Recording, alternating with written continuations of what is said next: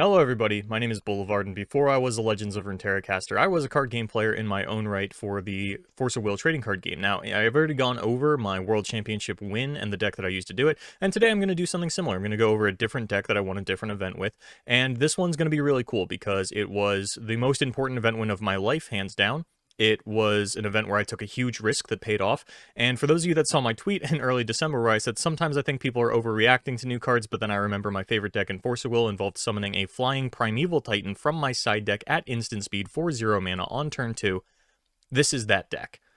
Now, just like last time, I'm going to replay that primer that I had to help you understand Force of Will if you understand Magic the Gathering, because I do not expect you to understand Force of Will, but you will. The games are so similar that you are now going to at least understand enough to enjoy this deck profile if you play Magic the Gathering, and again, I'll have side-by-side card comparisons to really help bridge the gap. But I am going to be playing that a little bit later as I get closer to the actual deck profile. First, I want to give you a little bit of background into both this event as well as the meta going into this event, and then give you the primer right before we actually get into the deck profile so that it is fresh in your mind. So without further ado, let's talk about Force of Will, the Masters Invitational 2017. So as I figured out when I started doing this video, Force of Will has very recently pretty much overhauled their website and got rid of a lot of the older stuff on it, including a lot of the promotional material for Force of Will, the Masters 2017. But essentially what happened was in January of 2017, they announced this event, and the grand prize was going to be this $100,000 Honda for like a 2-year new model or something along those lines. There wasn't a lot of details about the actual car, but they did assure us that it was worth 6 figures. Now, the only way to get into this event was a golden ticket Willy Wonka style system. So I believe like Pokemon does in Force Will, there is a QR code card in each pack of cards, and what you would do is you would scan it into the Force Will app, and there was a point something % chance that it would be a golden ticket. The app would alert you, hey, you are invited to the Masters program. Go ahead and show up to the event with your phone with this confirmation, and we'll let you into the event. And that was the only way to get in. And everybody hated that because $100,000 is $99,700 more dollars than I got for winning the World Championship 4 months before this announcement. So in the spring of that year, I don't remember exactly when, they made a bit of a shift. You were now able to play in the event if you had top 8'd a Grand Prix at any point for the 2017 season in North America, as well as the golden ticket players would still be invited. The pricing was also changed so that first place would be $20,000 in cash, second place would be $5,000, third and fourth would be $1,500 apiece, and everybody else got nothing. So if you top 8 a Grand Prix and you fly out to Las Vegas and you top 8 this event and you lose, you go home with nothing. It was very top heavy. It was very risky. That was the finalized pricing for this tournament.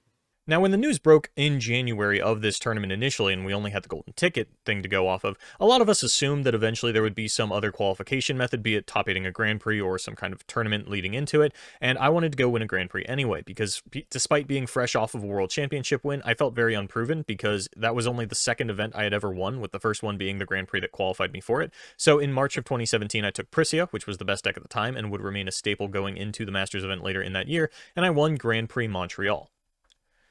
This is the part where I get lucky. So, with my Grand Prix win and my invite to Masters secured, I decided to spend the rest of the year having a little bit of fun. I had already won a Grand Prix with Prisia, and that was still very much the best deck, and I didn't feel like playing it at a Grand Prix again because I already won an event with it, so what's the point? And I was looking for a new deck to play, and John Paul Clintworth won a Grand Prix in Europe with a 4-color Fox deck, and Fox was a deck that I had very much enjoyed. It dominated the offseason. It was sitting probably middle of the road to low tier 2 in a lot of people's minds.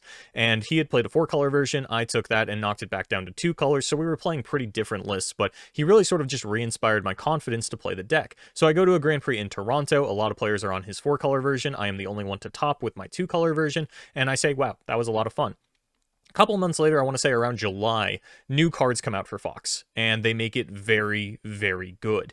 Now, I'd already been playing the deck for about 3 months at that point, which is where I got lucky. I had more Fox experience than anybody because I was playing it when it was a bad deck, and the new version didn't look too different, and I had a lot of the complex mechanics down because Fox is a very difficult deck to play. So I go on and I top 8 the Grand Prix in Atlantic City with it as well, with some of the new cards. This is when people are starting to pick up on it. Then in August, I top 16 the National Championship in Philadelphia with it. More people are picking up on it. And going into Masters, we're understanding that we are in a triangle meta of Fox, Prisia, and Anti-Fox. And I just so happen to be the guy that has been playing Fox all year, which is now heralded as the best deck. You sit down to play a game of Standard, but if we're talking power level, you sit down to play a game of Legacy, because this is Force of Will. You get it. The first thing we want to do is take the lands out of your deck because those don't belong there, and then set them in their own pile off to the side. Now that your deck is something like 38 cards, we're just going to round that up to 40, but you can still play up to 60 if you want. Then we're going to take your land pile and cut that down to 10, though you can play up to 20. Then we're going to give you a commander. It's called a ruler. Its color identity doesn't mean anything. You can play whatever colors you like. The front side is called the ruler side, and all the text on that card applies while it's in your command zone. Judgment is the cost to put it into the battlefield as a creature. When you do that, you flip it over, and now it has creature stats and new text. Once your ruler is killed, you can't cast it again unless it has a special keyword, and it goes back to its front side in the command zone when it dies. Energize is essentially the coin from Hearthstone. If you are going second, your ruler gets an Energize token, which you can remove at any time to create a mana of that color. Now that the deck is set up, let's start a game. First, you want to take the Magic the Gathering color pie and take the counterspells out of blue and put them in green, and then pretty much leave everything else alone. Now that there are no lands in your deck, we're only going to draw 5 cards instead of 7, and you have a maximum hand size of 6. For mulligans, you're going to do what's called a partial Paris mulligan, where you take any number of cards from your opening hand and put them on the bottom of your deck, and then draw that many cards. For phases, we don't do untap, upkeep, draw. We're going to leave that in the 1990s. We do draw, untap, with a priority sequence in the untap step before and after your lands untap. You may think this sounds really broken, and you would be correct. A simple explanation is, say you had a creature with fire breathing. You can now use all of your unspent mana, pumping it up during your untap step, and then still have it be your turn so it gets to maintain those stats. And that is just one of many practical applications. Also, Summoning Sickness goes away at the end of the turn the creature was played, so if you play something with a tap ability on your turn, you can use its effect on your opponent's turn. Another big difference is how combat works. Your turn moves fluidly between the main phase and combat phases, sort of like Hearthstone. So you can attack with a creature, and play a card, and then attack with another creature. Also, blocking requires you to tap. There is no double blocking, there is also no ghost blocking. If you attack and something blocks and you remove it, you hit your target. And I say target and not your opponent's life total because you can also attack tapped creatures, though there are creatures that have a keyword that allows them to attack untapped creatures. So how do you get lands? Well, that's where your ruler comes in. At sorcery speed, once per turn, you can tap your ruler to put the top card of your land deck, or stones as they're called in Force of Will, into play. This is called calling a stone. You cannot do Judgment if your ruler is tapped, so calling a stone and flipping your ruler to its creature side is a decision that you make on nearly every turn of the game. Your flipped ruler, or J-ruler as it's called, shorthand for Judgmented Ruler, can still call stones once it's in play, but not in the same turn that you flipped it, even if it has haste. Now that your J-ruler is in play, each turn you make decisions on whether you want to continue to call stones, make an attack with it, or leave it untapped so that it cannot be the target of attacks, but still make use of its J-ruler side text. Also, J-rulers are notably different from creatures, or resonators as they're called. You cannot counter a J-ruler, as it is not a spell, and things that target resonators do not work on J-rulers unless the card specifically says J/resonator.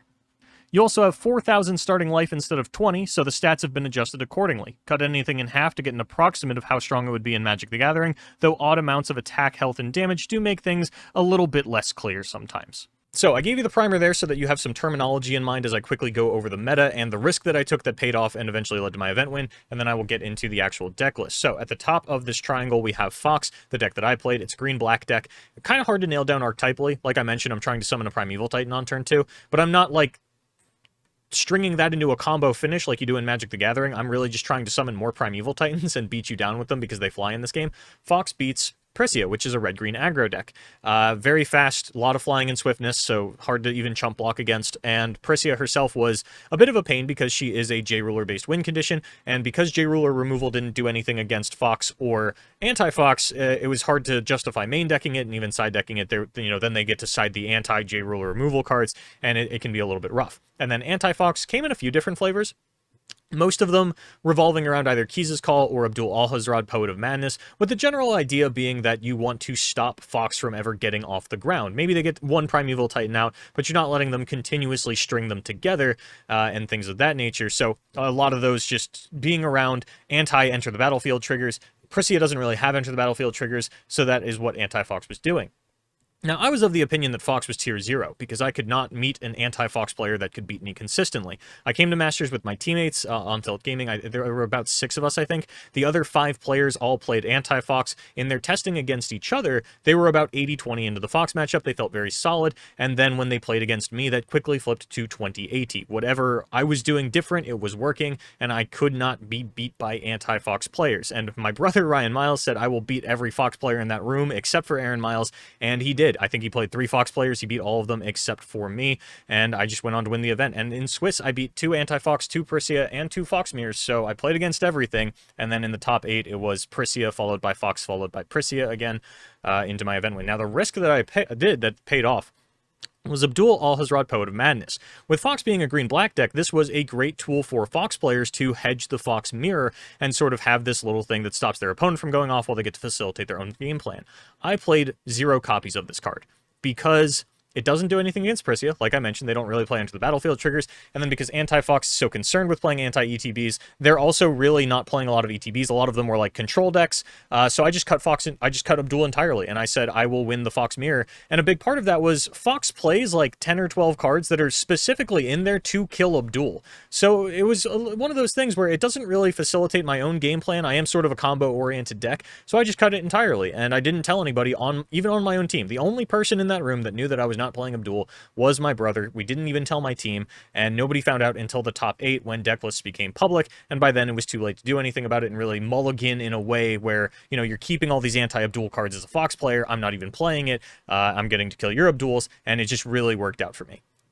So I want to start off with our commander/ruler and the land base. So one of the cool things about Force of Will in a lot of metas is that if you were running a 2-color deck, you actually just had perfect mana. These are 10 green black stones, so I will always have access to perfect mana. Up at the top here, we have 4 Black Silence, which is basically just Bayou. We have 2 Gusting Darkness, which is a Vivid Land, sort of. It's base green, and then you put the 2 counters on, you can remove a counter to tap for black. Now, I've never had it come up where I ran out of counters and really needed it. There's not a lot of double black cost cards in this deck. In fact, most of the deck is green. So I just want to say that I have never had a problem with my Vivid Lands sort of shitting out on me. And then we have Killing Stone, the most important card of the deck. It's also a shock land.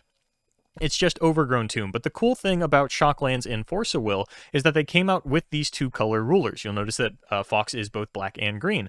So when the Shocklands came out with the rulers, they had this special line of text that you don't have to shock yourself if you are playing the corresponding rulers. So for all intents and purposes, my Killing Stones are just Bayous. So I am running 8 Bayous and 2 Vivid Lands for perfect black-green mana. Now, you'll also notice that Fox doesn't do anything on the ruler side, so it's got to have a lot of text on the backside, right?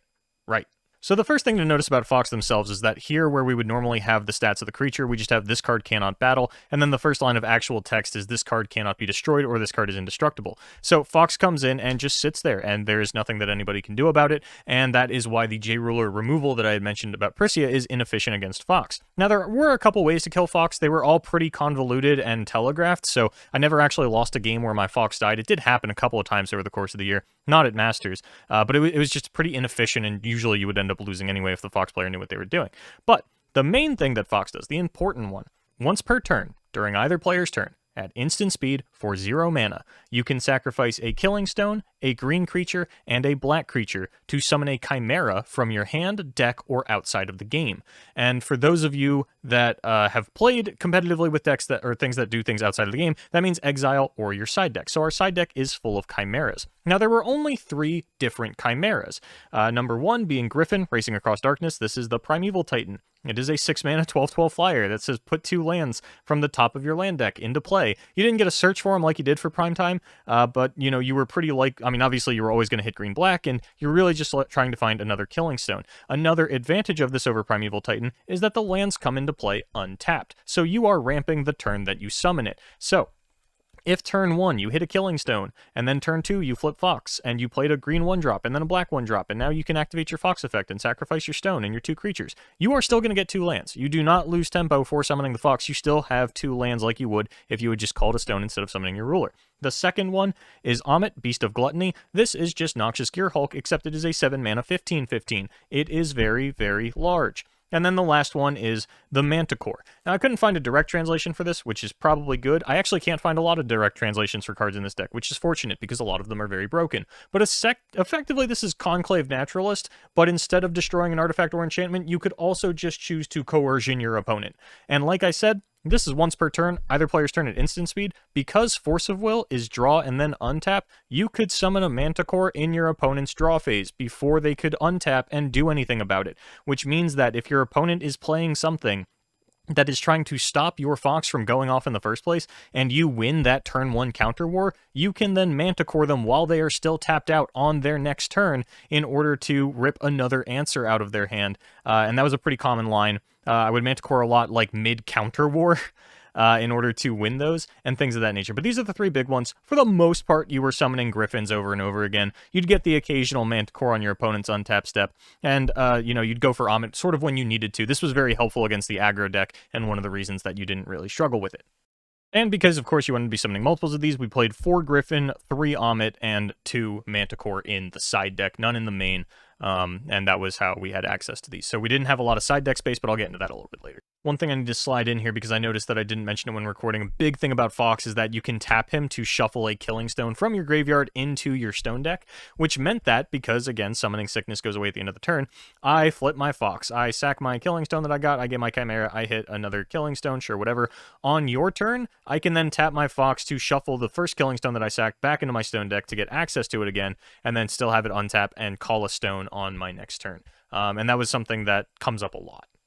In terms of like not running out of Killing Stones, this is how you get to recycle them and make sure that you have a near infinite number. So, because there were no requirements on what green or black creature we had to sacrifice, we play a lot of 1-drops. The first one being Tama, the card that I talk about a lot that ruined all 1-drops for me. Just ETB, draw a card. You can sack it to deal 200 to a Resonator and kill your opponent's 1-drops, and sort of try to make sure that your opponent is not having a green creature on field in the Fox Mirror to go along with their black creature. But that didn't really come up too often. For the most part, it's just ETB, draw a card. Divine Bird of Ataractia. This is comparable to Thalicos Seer in Magic. It doesn't have Shadow, but it does have Flying, and it also has Cycle for green, so if you don't feel like actually casting it, you can just cycle it to draw a card, and then when it leaves the battlefield, you draw a card. So we have 8 1-drops that are green that just say draw a card when we go to actually turn it into a Chimera. And then at the bottom, we have Fox Spirit, who is sort of like Odiguous Trow. There are a couple examples I could have used, but for the most part, the important part is that Force of Will does not have that sort of mixed green-black mana symbol, so instead it was just a green 1-drop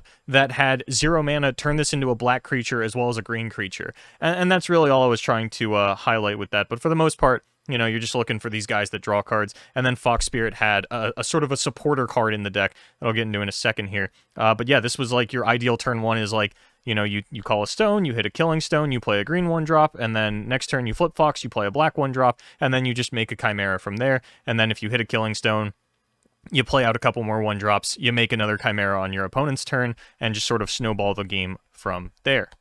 Except we got to be a little bit more broken than filling our deck with black 1-drops as well. So we have at the top here Planting Beans, which is essentially just Entomb from Magic, but it also has a kicker ability where you can pay 2 more mana to put the card into your hand instead. So it is either a 1-mana Entomb or a 3-mana Demonic Tutor, although you do have to show the card to your opponent because it is still going from the graveyard to your hand. But then we have Demonic Dead, and luckily for, Magic the Gathering, we could not find an equivalent of Demonic Dead. It's a 2-mana, 3/3, that just says, pay 500 life, put this card from your graveyard into play tapped. So, that's instant speed. You can do that at any time. You can do that any number of times per turn. If you have it in your graveyard and you pay 500 life and someone goes to exile your graveyard, you can just pay 500 life again and get it into play. And so what we were really doing, rather than playing a green 1-drop followed by a black 1-drop, is we would play a green 1-drop and then a Planting Beans to put Demonic Dead in our graveyard, summon the Demonic Dead, make our Chimera, and then if we hit our Killing Stone again off of our Griffin, all we actually had to do was play another green 1-drop and summon another Demonic Dead, because Killing Stone does say when it goes to the graveyard, you drain 100 life from your opponent, which doesn't sound super relevant, but when we're like paying 500 life over and over, it becomes a little bit more relevant, on top of the way that the math actually works out with like hitting your opponent with multiple Griffins. The 4 Killing Stones can actually just end the game on top of the 3 Griffin hits, because it will leave your opponent at 400. They've already taken 300 from the 3 Griffins that you summoned. and 1 Killing Stone is all that you actually need to finish off the game. So there's a couple other life gain instances in this deck, otherwise we might have actually had a bad matchup against Prisia, but for the most part you didn't really run into situations where this 500 life, which is a lot, ended up costing you. You had so much organic life gain within the deck that it didn't really matter, and this is what let you just continuously shit out chimeras over and over and over again in near infinite supply. 4 Beans was just a little bit too clunky, and there wasn't enough removal to really warrant 2 Demonic Deads for how clunky that would be as well, so we just went for 3 and 1. So, almost rounding out the creatures, there is one more I'll get into in a second, but I couldn't find MTG equivalents really for any of these. Closest I could get on Messenger of Lilius Petal was Borderland Ranger, but because you're not adding lands from your deck to your hand, because they go in a separate deck, I even have separate sleeves on them to sort of notate the fact that like these will never go in my hand, they will always go back to the stone deck. What Messenger did is it just stacked my stone deck, which was relevant because, one, I'm always looking for Killing Stones because it is the one that I need to sacrifice for Fox, but because of the Energize mechanic in Force of Will, a relatively common turn 2 play that I was able to do, it going second, would be, turn 1, call a stone, whatever it is, turn 2, tap that stone and Energize into Messenger to put Killing Stone on top of my deck, and then call my stone for the turn. And some players played as little as 0 of the Messenger of Lilius Petal, but this was one of the cards I felt like I got to go up on because I wasn't playing Abdul, and the beat your opponent down with 6/6 plan was a good way to play against these anti-Fox decks where they're holding up a bunch of mana to react to your chimeras, so you just sort of tempo out because my train can get started with 0 mana. I'll just play a bunch of dudes on board and attack you with them while you have to hold up all this mana to try to stop my chimeras, and then at any point I can just summon a chimera, because I will take the tempo loss to flip Fox if it means you have to hold open enough mana to stop my abilities and win a counter war, because there are counterspells in this deck, because counterspells are green in Force of Will. Anyway, moving on to Shade. No equivalent for MTG, made my own so that you can sort of see it a little bit better. Worth noting that in Force of Will, things resolve as much as they can. So that is not the exact wording on Shade that, tap, deal 3, gain 3. That was sort of the equivalent because it is deal 6, gain 6. But if the creature is removed before Shade hits it, I still gain my 600 life. So my opponent can't just sack things out of the way in order to avoid me gaining life. This was one of the many Abdul answers that I had talked about. And one big thing to note again is that unlike Magic the Gathering, Summoning Sickness goes away at the end of the turn, not the start of your next turn. So I could play my Shade, and then at the start of your turn, go ahead and kill your Abdul, or a Shade that you played that turn, or anything along those lines. And I could even, in a pinch, tap it, sack it, target itself, and still gain that 600 life. So that was one of the big ways to keep our life total high for Demonic Dead, as well as continuously do well against the aggro deck, because they did have a couple of pertinent 600 health units that we could just shoot and gain life against. Oh, and also, not irrelevant ability is when a swamp ETBs, I can pay 3 black to put them from my graveyard into my hand. Came up sometimes, not a lot, but the ability to cycle Killing Stones in the late game with Fox's ability did mean that if I needed to, I could absolutely get it back.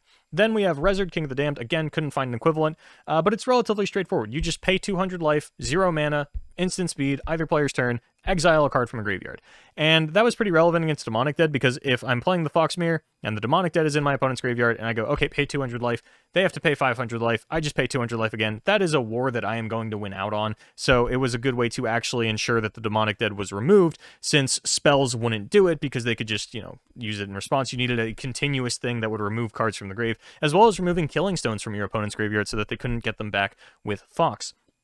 This Abdul, 3-mana Abdul instead of 2-mana Abdul, was another sort of anti-control card, where when a swamp enters the battlefield, my opponent discards a card. They get to pick the card, I don't get a look at their hand, but because I am putting in multiple swamps at a time with Griffin and calling a stone for the turn, it could really rack up. I could get as many as 3 cards out of my opponent's hand pretty much instantaneously, and a lot of control decks do not handle that very well. And then Lilius Petal's Assistant just summoned a green or black 1-drop from my graveyard, so it was just a nice way to recycle some of my draw power, as well as have 2 creatures instantly come out for the Fox ability in case I don't have access to Demonic Dead yet, or anything along those lines. And of course, everything here can be sacrificed for the Fox effect if I need to.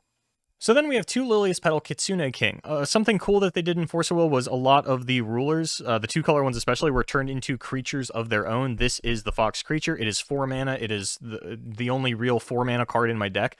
That is where we capped out. We capped out at 4 mana. And what he does is he summons 2 Fox Spirits from my deck when he enters the battlefield. So obviously I now have like a green creature and a black creature, so I can automatically make a Chimera if I am playing Fox. And also, whenever a Chimera enters my battlefield, I get to put a land into play from the top of my stone deck. So all of a sudden my Primeval Titans are getting me 3 lands. Even if I lose the counter war and they negate my Primeval Titan ETB, I still get to get a land into play. And because these Primeval Titans are like being summoned by an ability instead of just being cast from my side deck, you can't counter them. You need to do something to stop the ETB. There's really nothing that is going to counter the Fox ability that existed at the time. I think there were actually 0 cards that could be used to stop the Fox ability at the time. So that was always going to go off, and it was just a matter of actually stopping the ETB of the Chimera, which means they were always at least going to enter the battlefield. And this is something that could really help snowball a game and was actually pivotal in a clip I'm going to show you a little bit later of me actually winning game 3, because it got me to a certain breakpoint that I needed. But this was just like a power card. It wasn't phenomenal. It didn't resolve all that often. 4 mana was very expensive comparative to all the 1 and 2 cost cards you've seen by now. So, it was nice. It was nice. Then, because green is the counterspell color in Force of Will, we had to include some counterspells. Now, this up here, Severing Winds, not only warped the format in such a way that Fox and Prisio were really the 2 decks that you were constantly hearing about, but it is also just one of the most broken and hated cards in all of Force of Will. So, it is a 4 mana counterspell. It just says counter target spell. But if your opponent has played 2 or more cards this turn, it costs 0. And what that means is the second your opponent puts their second card for the turn on the stack, this is a 0 mana counterspell. And that is why Fox and Prisio were some of the only decks that could exist. It was very easy for Fox to only play 1 card in a turn, because turn 1 I play my 1-drop, turn 2 I play Planting Beans, Demonic Dead Summoning from the graveyard is an ability, Severing Winds is not active, Fox Summoning a Griffin is an ability, Severing Winds is not active. I have now summoned a Primeval Titan while only playing 1 card this turn. You have not been able to Severing Winds anything, and a lot of decks could not handle that. Prisya, because they had a J-Ruler based win con, again, playing your commander is not a spell in this game. It is the act of doing judgment. It's an ability, so again, does not count towards Severing Winds. And this really helped keep a lot of other decks out of the meta, and because Fox and Prisya were the 2 decks that could play around it, you didn't want to go up to a full 4 copies. Then Fair Spell, this is something that I went up on. Most players were only on 1 or 2.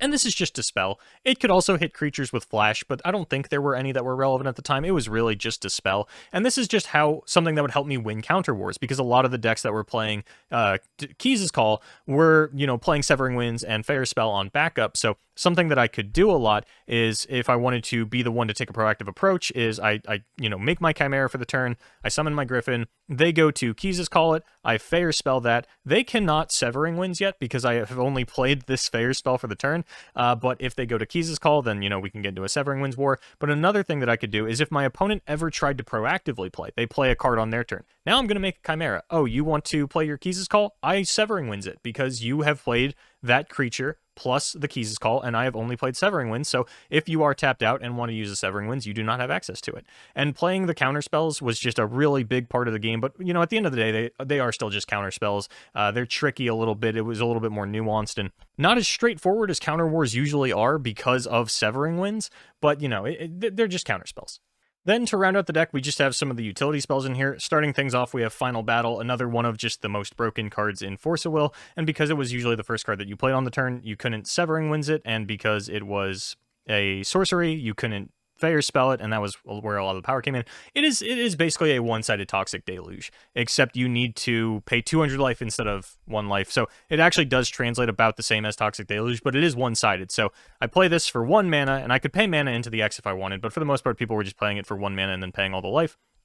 And, if I want to kill an Abdul, it's going to cost me 1,200 life, but the Abdul's out of the way. It's also board wide, so I can just wipe your opponent's board, which is another reason that a lot of decks other than Prisya and Fox were dissuaded from entering the meta, is the presence of Final Battle, because a lot of the black control anti-Fox decks were also playing this. It was difficult to use against Prisya because obviously they're an aggro deck, you don't want to be paying a bunch of life, and then Fox's creatures are so big and replaceable that it doesn't really matter. But one thing to keep in mind about Final Battle and cloud effects rather in Force of Will is that they persist until the end of the turn. So if I play Final Battle and I say, you know what, creatures you control get -1,000 until the end of the turn. Any creature that you play for the remainder of the turn dies immediately if it has 1,000 or less health, because this is still an effect for creatures that enter the battlefield after the spell was played and resolved. That's just how cloud effects work in Force of Will. I have another deck that took advantage of this that I'll probably show off later.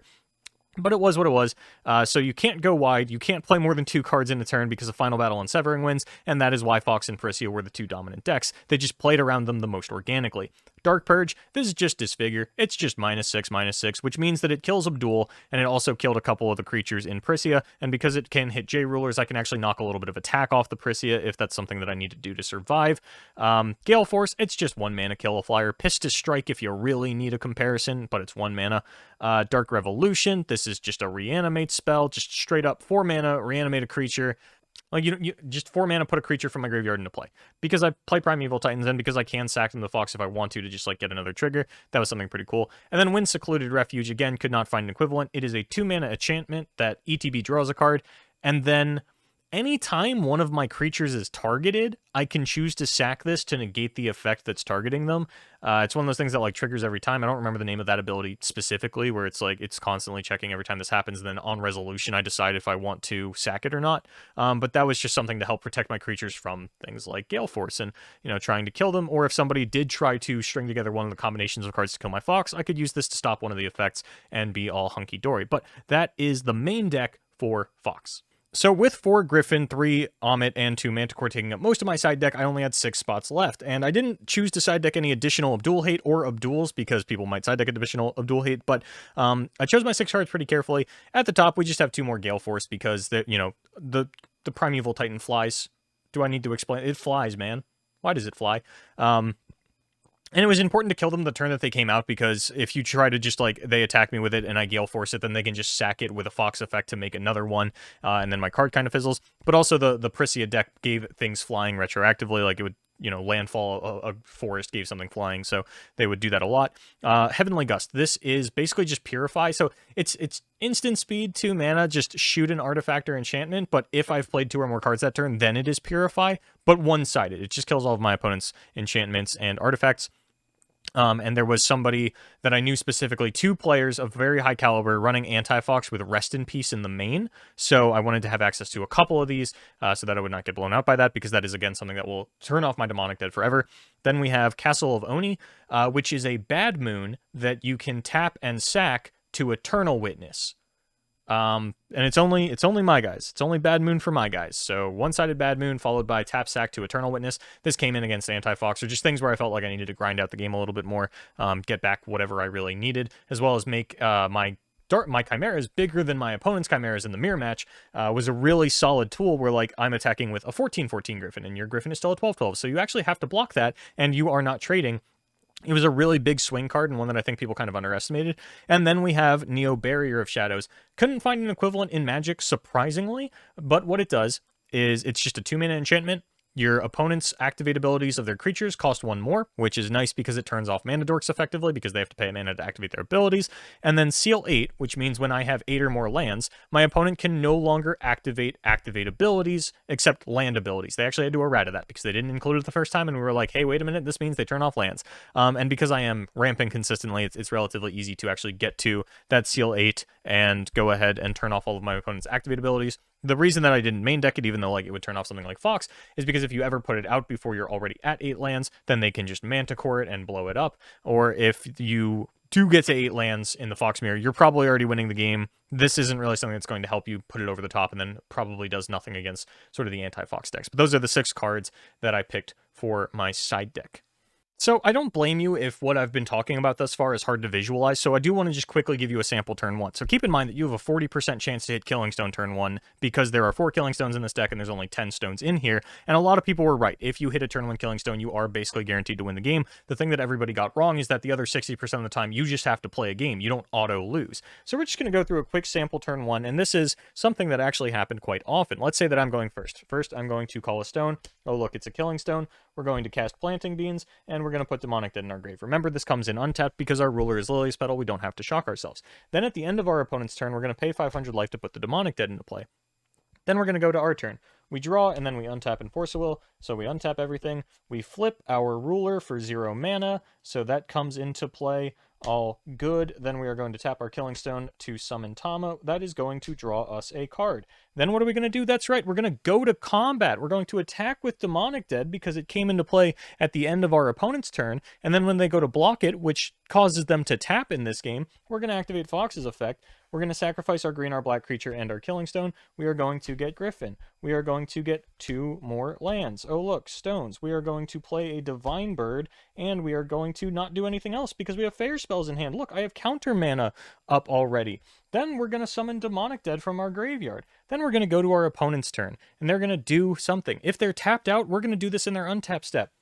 We're going to activate Fox's effect. We're going to sacrifice the Killing Stone and the Demonic Dead and the Divine Bird. Divine Bird going to grave is going to draw us a card.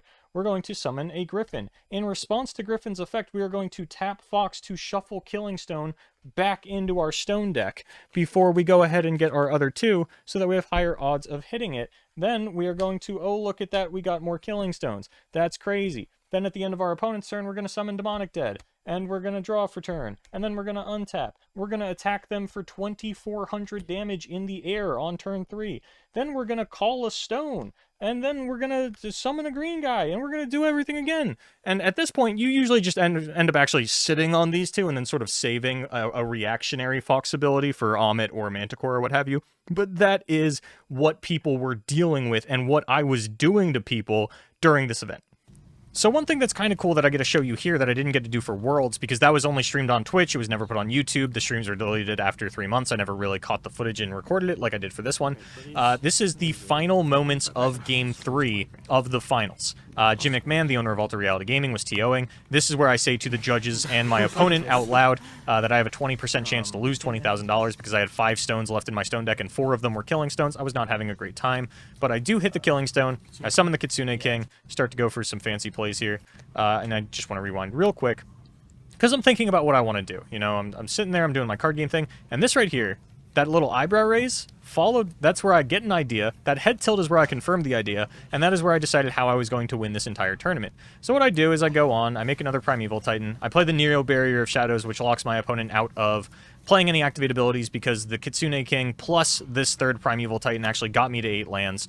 So now I am fully locked and loaded. My opponent cannot use any activate abilities. They only have about 3 lands themselves, and a couple of mana dorks in play that don't do anything because now he can't use any activate abilities.